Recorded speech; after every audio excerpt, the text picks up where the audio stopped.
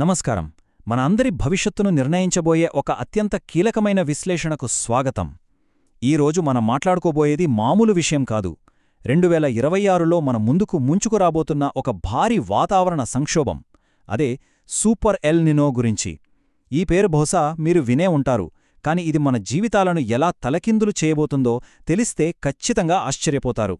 So ఒక్క క్షణం కూడా ఆలోచించకుండా అసలు విషయానికి వచ్చేద్దాం. 2 కోట్లు.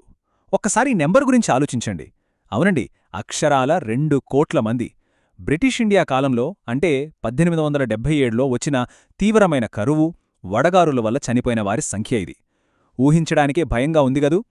ఆ చరిత్ర మిగిలిచిన ఈ మహా విపత్తు ఇప్పుడు భవిష్యత్తులో మనకు పొంచి ఉన్న ముప్పు గురించి ఒక చాలా పెద్ద, చాలా సీరియస్ హెచ్చరిక చేస్తోంది.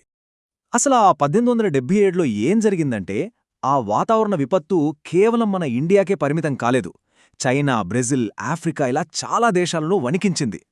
ఎంతలా అంటే అమెరికాలోని మిన్నెసోటాలో ఆ సంవత్సరాన్నే ఏకంగా శీతాకాలం లేని సంవత్సరం అని పిలుచుకున్నారు. అంటే ఆలోచించండి, ఇది ఏదో ఒక ప్రాంతానికి సంబంధించిన సమస్య కాదు, భూమండలం మొత్తానికి ముప్పు తెచ్చే ఒక భయంకరమైన గ్లోబల్ ప్రాబ్లం. దీని మూలాలు చరిత్రలో చాలా లోతుగా పాతుకుపోయున్నాయి. సరే, ఇప్పుడు ఈ ఎల్ నీనో నిర్మాణం ఏంటి, దీని వెనకున్న అసలు శాస్త్రీయ కారణాలు ఏంటో మనం తెలుసుకుందాం. అసలు ఎల్ నీనో అంటే ఏంటి? పెరువియన్ మత్స్యకారుల భాషలో దీని అర్థం చిన్న బాలుడు అనే. వినడానికి పేరు చాలా అమాయకంగా, క్యూట్గా ఉంది కదా. కాని ఇది పసిఫిక్ మహాసముద్రపు తూర్పు మధ్యభాగాలు అసాధారణంగా వేడెక్కిపోయే ఒక న్యాచురల్ సైకిల్. పేరు చూసి మోసపోకండి. ఈ చిన్నబాలుడు సృష్టించే విధ్వంసం, చేసే డ్యామేజ్ ఊహకందని స్థాయిలో ఉంటుంది. ఇక్కడ అసలు మెకానిజం ఎలా ఉంటుందంటే, సాధారణంగా పసిఫిక్ మహాసముద్రంలో తూర్పు వైపు నుండి పశ్చిమానికి చల్లటి గాలులు వీస్తాయి. ఆ చల్లటి నీరు పైకి రావడం వల్లే ఆసియాలో, ముఖ్యంగా మన ఇండియాలో చక్కగా వర్షాలు పడతాయి. కానీ ఎల్ నీనో వచ్చినప్పుడు ఆ గాలులు బాగా వీకైపోతాయి. వేడి నీరంతా సముద్రంలో అలాగే నిలిచిపోతుంది. ఇంకేముంది, దీని ఎఫెక్ట్ డైరెక్ట్గా మన దేశంలో వర్షాలు పడకుండా చేసే కరువును తీసుకొస్తుంది. 2026 నాటికి మనం ఎదుర్కోబోయే పరిస్థితి ఎగ్జాక్ట్గా ఇదే. ఇది ఎంత ప్రమాదకర స్థాయికి వెళ్తోందో ఇప్పుడు చూద్దాం. వాతావరణ మార్పుల వల్ల మన భూమి ఇప్పటికే ఒక 1.4 డిగ్రీల సెల్సియస్ అదనంగా వేడెక్కింది. దానికి తోడు ఇప్పుడు రాబోయే ఈ సూపర్ ఎల్ నీనో తీసుకొచ్చే ఇంకో 1.5 డిగ్రీల వేడి, మొత్తం కలిపితే ఏకంగా 2.9 డిగ్రీల అసాధారణ ఉష్ణోగ్రత. 2.9 డిగ్రీలు పెరగడమంటే మాటలు కాదు. మానవ చరిత్రలో ఈ స్థాయిలో టెంపరేచర్ పెరగడం బహుశా ఇదే తొలిసారి అవుతుంది. మరి ఇంతలా వేడి పెరిగితే మన జీవితాలపై అది చూపే 4 దశల ప్రభావమేంటో ఇప్పుడు చూద్దాం. సో అసలు విషయం ఏంటంటే, ఇదంతా ఒక చైన్ రియాక్షన్లా పనిచేస్తుంది. ముందుగా ఋతుపవనాలు దెబ్బతింటాయి. అంటే సగటున పడాల్సిన వర్షంలో కేవలం 92% మాత్రమే పడుతుంది. మన దేశంలో ఇప్పటికీ 51% వ్యవసాయం వర్షంపైనే ఆధారపడుంది, రైట్? కాబట్టి ఆటోమేటిక్గా పంటలు నాశనమవుతాయి. ఆ తర్వాత రికార్డ్ స్థాయిలో వడగాలులు మొదలవుతాయి. ఫైనల్గా దీని దెబ్బ ఎక్కడ పడుతుందంటే మన వంటింటి మీద. పంటల్లేక ఫుడ్ ప్రొడక్షన్ తగ్గి ప్రపంచవ్యాప్తంగా ఆహార ద్రవ్యోల్బణం అంటే ఫుడ్ రేట్లు ఏకంగా 9% దాకా పెరిగిపోతాయి. వ్యవసాయం దెబ్బతినడం నేరుగా మన జేబులకు చిల్లుపెడుతుంది. అయితే ఇక్కడ ఇంకో పెద్ద సమస్యుంది.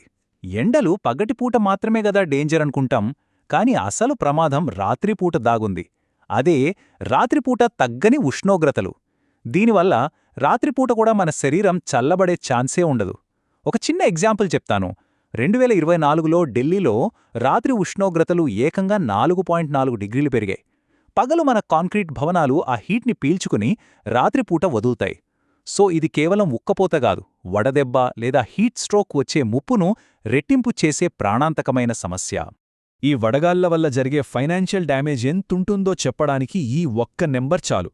$194 బిలియన్. మన కరెన్సీలో చెప్పాలంటే దాదాపు 16 లక్షల కోట్ల రూపాయలు. అక్షరాల 16 లక్షల కోట్లు. కేవలం 2024వ సంవత్సరంలోనే వడగాళ్ల వల్ల మన దేశం భరించిన ఆర్థిక నష్టమిది. మైండ్ బ్లాక్ అవుతుంది కదూ. ఇంత జరుగుతున్నా విచిత్రమేంటంటే, ఈ వడగాలులను మనం అధికారికంగా ఒక విపత్తుగా ఇంకా గుర్తించలేదు. కాని వాస్తవమేంటంటే, ప్రతి ఏడాది మన దేశంలో దాదాపు 150,000 మంది అత్యంత నిశ్శబ్దంగా ఈ ఎండల బారిన పడి ప్రాణాలు కోల్పోతున్నారు.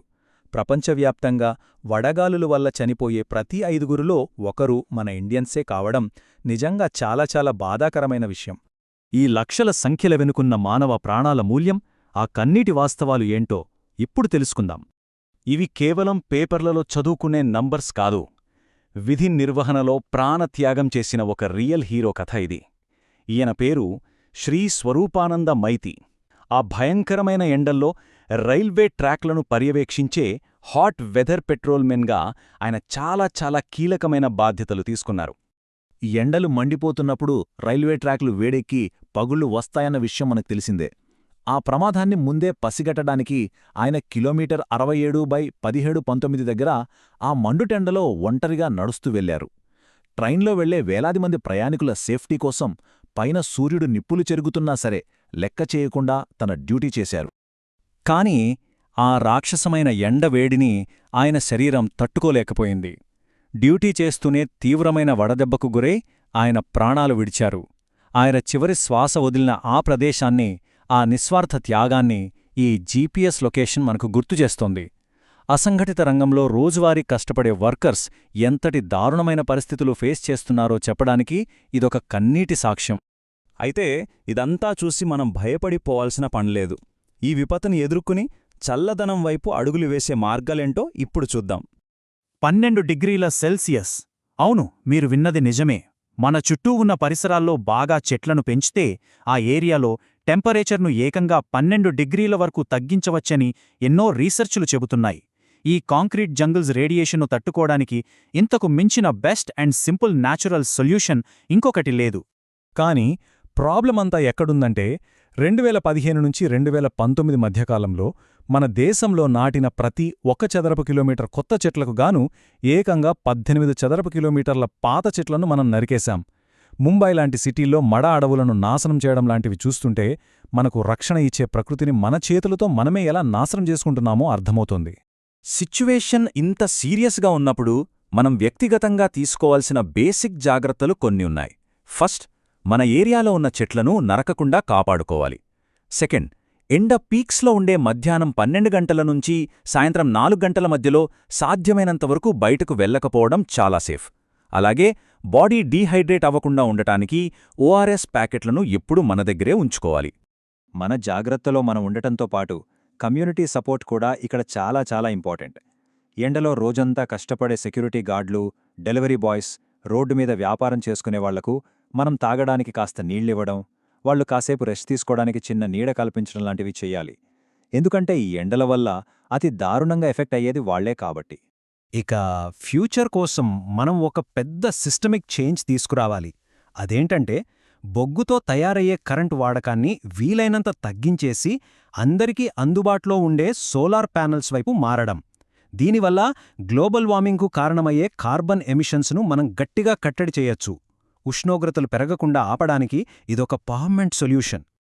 రాబోతున్న ఆ సూపర్ ఎల్నినోను మనం ఆపలేకపోవచ్చు, కానీ దాన్ని మనం ఎలా ఎదుర్కొంటామనేది మాత్రం ఖచ్చితంగా మన చేతుల్లోనే ఉంది.